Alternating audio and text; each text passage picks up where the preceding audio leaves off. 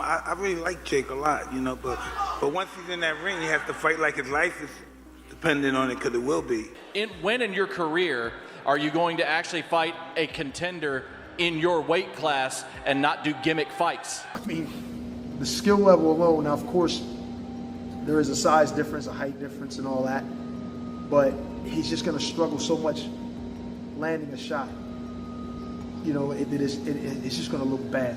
In a stunning twist, boxing icon Mike Tyson made an unexpected appearance at the Jake Paul vs. Gervonta Davis press conference, electrifying the room with a powerful warning for the YouTuber-turned-boxer.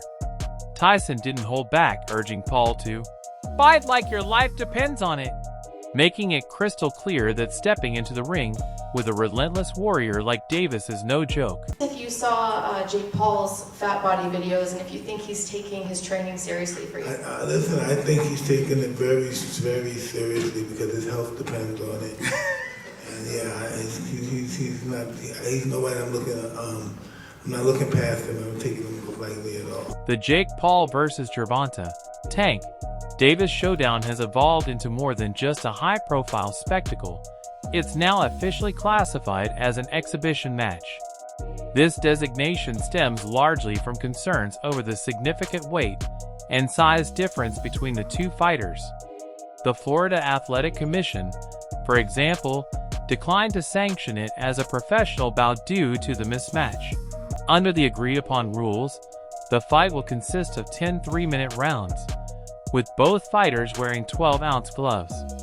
Knockouts will still count, keeping the intensity high. Notably, the outcome will be scored by 2 human judges and 1 AI judge, a groundbreaking move aimed at adding greater objectivity to the final decision. The Jake Paul vs. Tank fight is getting really weird. Gervonta looks scared for his life because the rules are out. They're crazy. Oh, so everyone thought that the fight was at 190. Instead it's at 195, and this weight difference is scaring the life out of little Tank.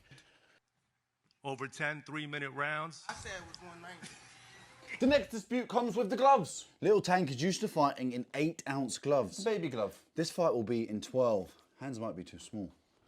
Also, Tank just fought in a 12 3-minute round fight against Roach. Yes, and now he's fighting in 10 3-minute rounds, which isn't too bad. Well done, Jake. Exhibition though, can he win? Yes, he can actually win. It will be overlooked by 3 sanctioned judges. So you can actually still win and knock him out. But here's the trick. It's body punches only. And there's a reason. That's because Tank said, look, this is a bit unfair. I don't want to punch up. I want to punch at my head height.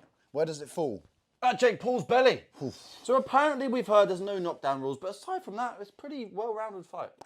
Oh yeah, and there's some drug testing involved. But Jake Paul for the... Reports now indicate that Gervonta Davis has added significant size during training camp, currently walking around close to 160 pounds.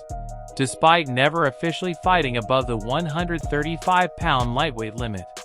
While still under 160, this weight gain brings him closer to the agreed catch weight for his exhibition with Jake Paul. The added mass could boost his power and punch resistance, making him a more dangerous and unpredictable threat in the ring. Yeah, Gervonta Tank Davis, it's my prediction that Gervonta Tank Davis is going to weigh in on the night of the fight against Jake Paul, knocking on 160 pounds. Don't be surprised if he's 157 pounds, something like that. You guys see this footage? Look at Tank. Now, if you know what you're looking at, the guy must be around 150 right now, 153, something like that. And you can really tell when he's sideways. When you look at him sideways and see the depth. See, from the front view, you can't really tell. But when he turns sideways, the guy is a wrecking ball. He's literally a baby rhino out there. And I think that is the idea for him to bulk up and be a little powerhouse out there. And I'm all for it. I'm going to tell you in this video why I think that's the best thing for Tank and why I think he will be knocking on 160 pounds. Teddy Atlas considers Gervonta Tank Davis one of the most complete fighters in boxing today. He credits Davis not just for his explosive power and knockout ability, but for his sharp counterpunching, his skill in setting traps, his mastery of distance, and his mental toughness inside the ring. Atlas describes Davis as a fighter who's calm under pressure, calculated in his movements, and always thinking ahead, never relying solely on raw strength. In Atlas's eyes, these traits set Davis apart from his peers in the lightweight division. He believes Tank has the full arsenal needed to potentially defeat someone like Jake Paul, whose style is still maturing and whose resume lacks the technical depth of true elite competition. The only other time he was in, for the fans to get mad with that, was against Fury's Tommy Fury, but it wasn't that level, obviously, and all the size things you just rightfully pointed out. But he would have been in there with, I mean, it seemed crazy. You're going to go in there with a guy who was a 2-time heavyweight champ and a gold medalist? Wow. Even though the guy's, at a twilight part of his career, still. And you've given a lot of credit and props to Jake Paul on this show of helping get more eyeballs to the sport, but the way he takes it serious and goes about his approach and his work to this craft, that he does take it seriously. With that being said, when he announces Tank Davis, I'm getting tired of these gimmick fights and him loading the deck up. Whether it was Chavez Jr. or an old Mike Tyson, or we could go on and on with some of the UFC guys and the great Anderson Silva at 46 years of age. Tank Davis, great fighter, current fighter, world champion. We know how good he is. Been a top 10 pound-for-pound guy for you for the last few years now. But he's 5'5" and 135 pounds. This sounds like it would be a 195-pound fight, an exhibition. Wouldn't count on their records. Not a whole lot of other details other than it will be in November, and it sounds like in Atlanta. But I've said enough. I just want to hear your take. What do you make of this news with Jake Paul and Tank Davis? But, and I'm smiling a little bit. But back in the day, I love the 1800s, 1700s, my friend out there, 1700s, whatever. But I love the old-time fighters. They were catchweights. And there was guys like Sam Langford. I know Sam Langford shouldn't even be comparing him with this because... Despite Davis's superior skills and added size, former super middleweight champion Carl Fruck warned that Jake Paul's natural size and unorthodox power pose a real threat. Davis, he argued, isn't used to taking shots like that. Fruck's concerns echo a broader unease in boxing circles, where the fight is viewed less as a true contest and more as a spectacle, raising serious questions about legitimacy and fighter safety. Just here at Los Naranjos in Viva, España, and I found out that Gervonta Davis is now fighting Jake Paul. So Jake Paul was supposed to be fighting AJ. Eddie Hearn announced 99% done, which we've just spoke about.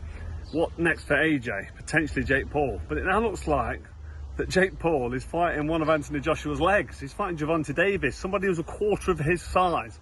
I don't even know what's going on. Has Eddie Hearn been played? Let me know what you think. But the AJ fight with Jake Paul's finished. Gervonta Davis, fake Paul, November. I don't know what's going on in the world of boxing. This is an absolute joke. What next for AJ? We'll get into this, and there's so many questions I want to get into in the next episode. But hope you enjoyed this one.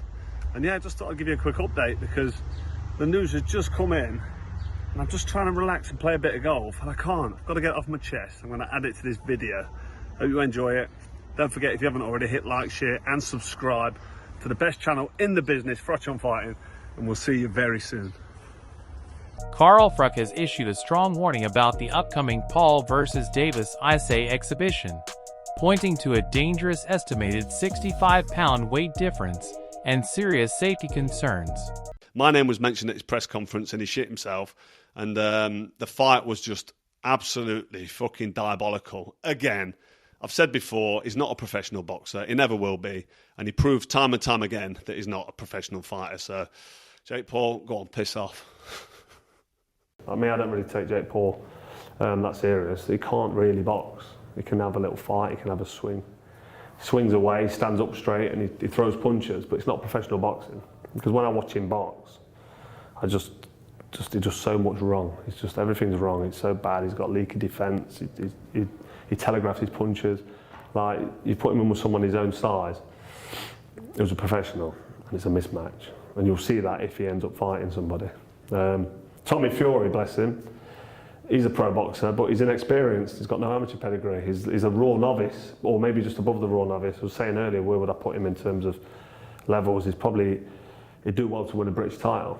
He's at that sort of level, and then from British title to world level, it's like different worlds. It's like totally different. It's like a different sport. Following Jake Paul's dominant win over Julio Cesar Chavez Jr., analysts are now questioning whether he's truly ready to take on top 15 or top 20 ranked opponents. Rising prospect Emiliano Vargas has shared his thoughts on whether Paul has earned those kinds of matchups, but much of the boxing world remains skeptical. Promoter Eddie Hearn, for instance, acknowledged Paul's progress and suggested he may soon be in line for a WBC ranking, yet emphasized that many seasoned, accomplished fighters still deserve to be ranked above him. This ongoing debate highlights the growing tension between Paul's rapidly rising profile and the legacy. Shots at the end. Any of them hurt you? I just think Chavez didn't get started. That's the only thing. I mean, you can't win. I want to be world champion. Zerto looks slow as shit tonight. You can't win if you don't throw, you know? So it was kind of like the Ryan Garcia Rollies thing. You know, Rollies didn't, I mean, Ryan really didn't get started, so, you know. What do you think about how Jake looked and fought? And you know what? You're very tough. If he sucked ass, he sucked ass, but he actually looks pretty good. There's people who walking in the gym, you can tell right away if they can box or not. So he can box, he's selling out, you know, obviously this arena, and only thing I can do is take a page out of his book and, you know, put it towards my showmanship, so.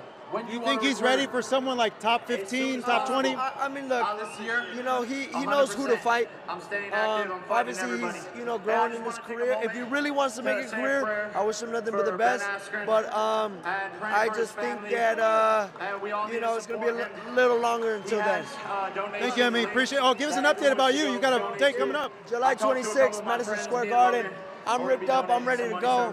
Ran with Manny Pacquiao yesterday, and you know, 15-0 on the way. Let's go, baby. Thank you, Emmy. Appreciate it, man.